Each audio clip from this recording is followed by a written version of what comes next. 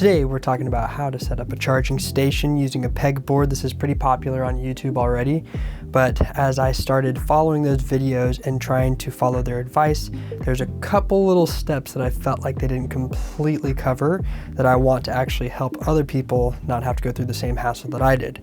So what do I have here on the pegboard? 2 pegboards, and I got the actual combo that included some of the accessories, power, some Velcro, some other little Velcro strips for hiding the power behind it. These 2 things are probably the most important and also overlooked part of setting up a charging station, specifically with wall control. So a lot of people will get these guys and they'll actually recommend them. What they are, they're just standoff screws. Now these are helpful for this because we want to be able to access the power and also lift the pegboard off the wall a little bit so that the power isn't getting like squished up against the wall. But also if we ever need to readjust things, it'd be a lot easier if there's a little bit of space between the wall and the actual pegboard itself. The thing that is so crucial, they don't actually come with a way to be able to screw it on the front side of it.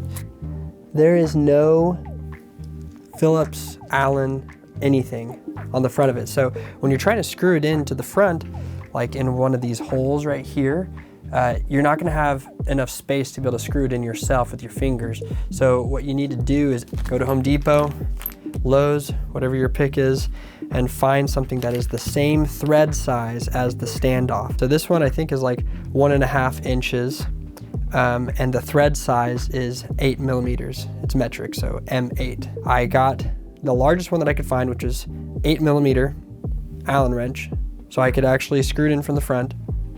And then I found a standoff that was the length that I wanted, that was also 8 millimeter thread. Just make sure that the stinking thread matches a screw that you can actually find. So I'm just gonna really quickly organize what it is that I want on the pegboard as far as my power goes, and I'll see you in a couple seconds.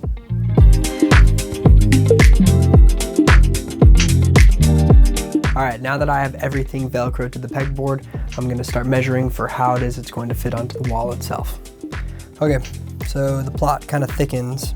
The screws that came with the standoff mounts don't actually fit inside of the standoff mount. Phillips actually is too big.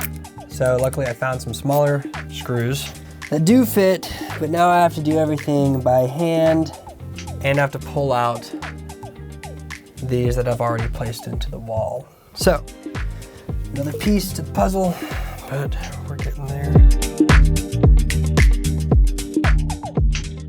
After putting the Velcro on, I actually started drilling holes into the pegboard where it is that the power should be going through. Last thing that it is that I'm gonna be doing with this one is actually attaching a power strip to the back of it so everything can kind of plug into one, and then hanging it up.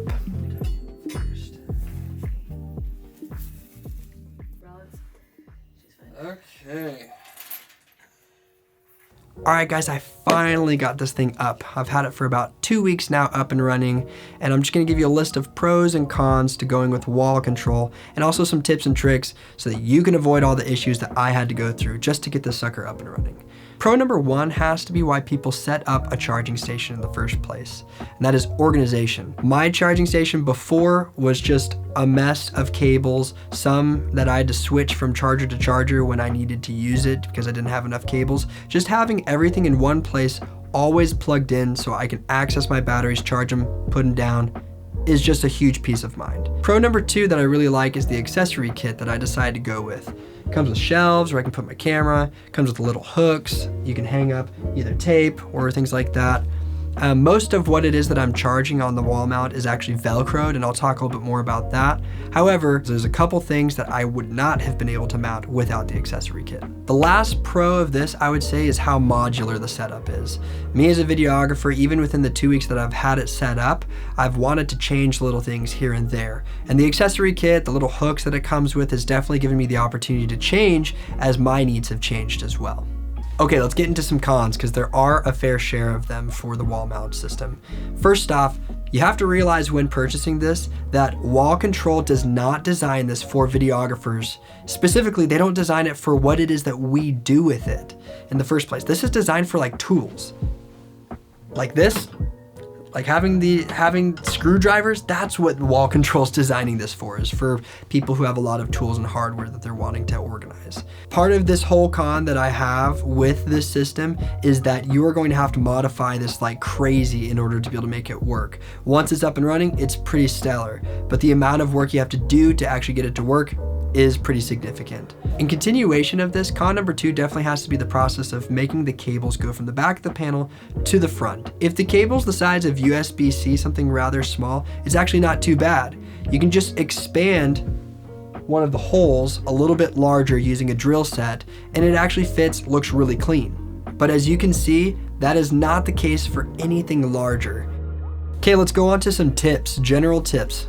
Tip number 1. When expanding the size of the holes so that you can fit the cables through, you're gonna need a lot of drill bits, not just 1 or 2. This is a 29-piece drill bit set, and I used almost every single one, especially whenever I was trying to get the cables that were a lot larger to come through the panel. So I started with the drill bit size that was about the same size, maybe just a little bit larger than the hole already there, and then I would just go up size by size by size. Whenever I tried skipping, I would accidentally tear the metal, and then it just looked bad. I wasn't happy with how it ended up looking. Tip number 2, if the panel does rip as you're drilling it, and there's gonna be little shards of metal that hang off, don't follow the temptation to use sandpaper to try and clean it off. The finish on the actual panel is very shiny, and it does not take sandpaper well, and in fact there's a section of mine that looks really bad as a result of trying to use a little bit of sandpaper on it. Tip number 3, the panel may bend as you're drilling it and it tears. Don't use needle nose pliers or any other pliers to try and bend it back. It just ends up bending it and warping it in other ways. Use a flathead screwdriver, and that seems to do the trick in flattening it out. Tip number 4, be extremely meticulous and think through which chargers are okay to be hanging versus needing to be on a flat surface. I actually originally planned on one of my chargers being hung, but the weight of the battery actually made it fall out. So I ended up having to ditch that completely, but now I've got this big gaping hole in the panel and no cable going through it at all.